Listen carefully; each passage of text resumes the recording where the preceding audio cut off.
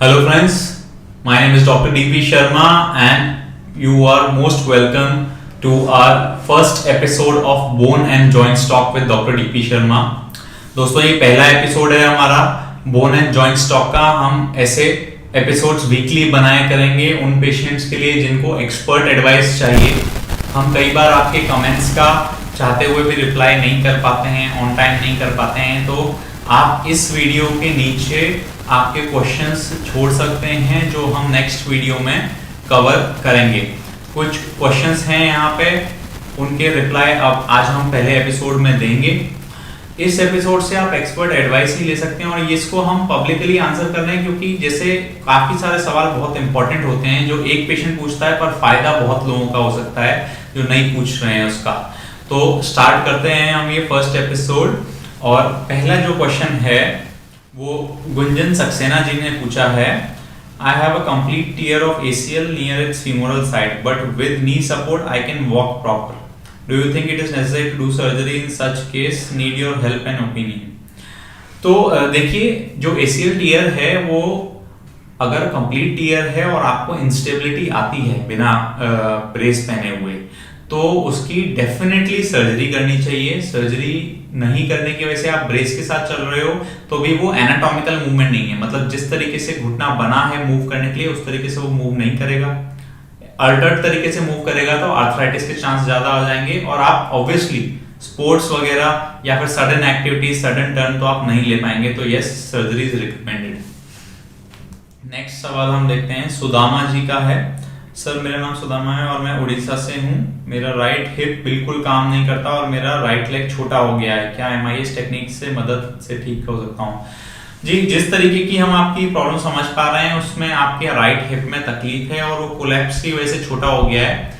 कई सारे पेशेंट्स को हमने अच्छा किया है MIS टेक्निक की मदद से, आप भी उसका लाभ उठा सकते हैं। आपके एक्सरेज हमें आप व्हाट्सएप करें।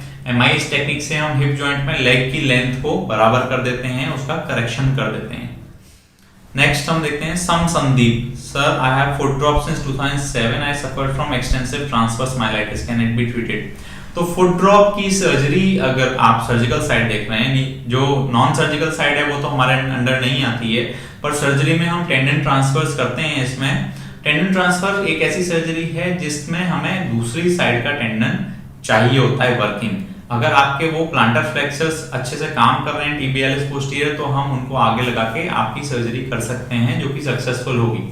बेटर जानकारी के लिए हमें एक बार आपको एग्जामिन करना पड़ेगा, तो आप नीचे दिए गए नंबर्स पे हमें कांटेक्ट कर सकते हैं, व्हाट्सएप कर सकते हैं और कंसल्ट बुक कर सकते हैं।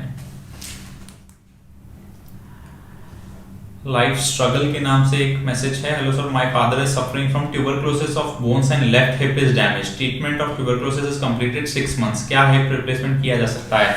तो ये बहुत अच्छा सवाल इन्होंने पूछा है। टीबी के या फिर सेप्टिक आर्थराइटिस से काफी हिप लोगों के खराब हैं और वो हिप रिप्लेसमेंट के बारे में सोचते हैं। देखिए, किसी भी इन्फेक्शन में 6 months से पहले रिप्लेसमेंट करना सही तरीका नहीं है, वो बहुत ज्यादा फ्लेयर अप हो सकता है और आपकी सर्जरी फेल हो सकती है। हाँ, ट्यूबरक्लोसिस में कुछ रिसेंट गाइडलाइंस ऐसा कहती हैं कि 6 महीने ट्रीटमेंट के बाद under the cover of ATT, मतलब ट्यूबरक्लोसिस का ट्रीटमेंट चलता रहे उसके साथ आप हिप रिप्लेसमेंट कर सकते हैं और इसको कवर देना पड़ेगा, मतलब 6 महीने साल भर तक, और आपको टीबी की दवाई खाते रहनी पड़ेगी।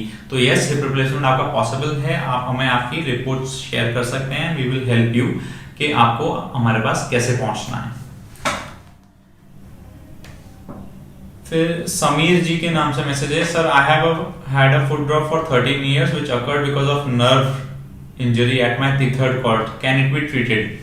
देखिए, फुट ड्रॉप का नेक्स्ट दूसरा सवाल है। मैं आपको यही बताना चाहता हूं कि फुट ड्रॉप की जो सर्जिकल साइड का ट्रीटमेंट है उसमें टेंडन ट्रांसफर्स हम करते हैं। कॉर्ड इंजरी की वजह से अगर आपका सिर्फ फुट ड्रॉप हुआ है, आपके प्लांटर फ्लेक्सर मतलब फुट पंजे को नीचे पुश करने वाली अगर मसल्स काम कर रही हैं तो हाँ, हम आपकी मदद डेफिनेटली कर सकते हैं। अगर नहीं कर रही हैं तो उसमें कई बार एक एंकल आर्थ्रोडेसिस का भी ऑप्शन आता है। अगर आपका जॉइंट जो है वो सफल नहीं है, एक्वाइनस में फिक्स हो गया है, तो भी ये करा जा सकता है। स्वर्णलता मोहंती के नाम से, sir I am 20 years old, if I replace my hip then it needs 2 time revision in my whole life.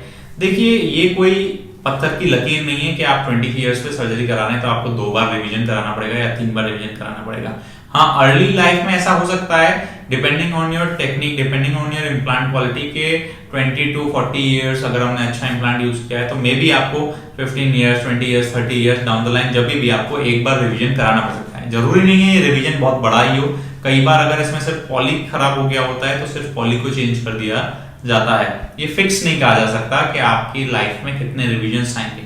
ये सोच के आप सर्जरी से डरे नहीं, प्रेजेंट में जिए, वो हम आपको एडवाइस करते हैं हमारे सभी पेशेंट्स को कि आज आप 5 साल 10 साल इवन बहुत बड़ा टाइम होता है, उसमें लोगों की लाइफ चेंज हो जाती है, उसको आप अच्छे से जिए और अपना इलाज कराएं। सुजाता सूद ने पूछा है मेको टेक्निक क्या होता है, MIS और मेको विच इज बेटर। तो देखिए आपका जो सवाल है उसमें ही कंफ्यूजन है। MIS एक सर्जिकल टेक्निक है, डायरेक्ट एंटीरियर अप्रोच, जिसमें हम मसल्स को डैमेज नहीं करते, बहुत कम जगह करा जाता है।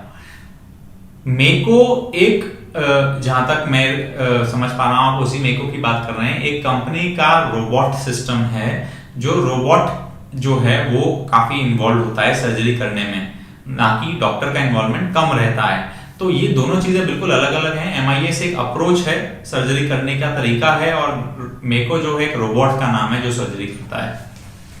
तो I hope I solve your doubt. Shoaib Pathan ने पूछा है sir, hi sir, PCL avulsion with 5 mm fraction, can it heal on its own? It's been 6 weeks for the avulsion fraction. Now can I start physiotherapy? Do I need to test any check? So PCL avulsion आपका जो 5 mm का था, PCL avulsion generally surgically fix किया जाता है। अगर आपका नहीं हुआ है तो आपकी पोस्टीरियर स्टेबिलिटी जो है उसको चेक करा जाता है स्ट्रेस एक्सरेज की मदद से कि वो उसकी जरूरत है कि नहीं है। अगर आपको टेस्ट कराना ही है तो आप न्यू फ्रेश एक्सरेज डिस्प्लेसमेंट के लिए डेड लेटरल व्यू, एकदम कॉन्डाइल ओवरलैपिंग व्यू उसको बोलते हैं, वो कराएं, और आप रिपीट MRI भी करा सकते हैं हीलिंग को देखने के लिए। मोस्ट इंपॉर्टेंट है आपकी क्लिनिकल इंस्टेबिलिटी, जो कोई डॉक्टर आपको देख सकता है। अगर आपको कोई डाउट है तो आप हमें व्हाट्सएप कर सकते हैं। तो दोस्तों ये कुछ क्वेश्चंस थे, हमारा ये पैटर्न रहेगा आपको एक्सपर्ट और एडवाइस देने के लिए। नीचे आप इस वीडियो के नेक्स्ट कमेंट्स आप पोस्ट कर सकते हैं, जो हम next episode bone and joint stock के में आपका सॉल्व करेंगे। Thank you so much, I hope you will be relieved, आपको हम आपके क्वेश्चंस का जवाब दे पाए होंगे। और भी अगर आपकी कोई क्वेरी रह जाती है तो आप हमें व्हाट्सएप कर सकते हैं। Thank you so much.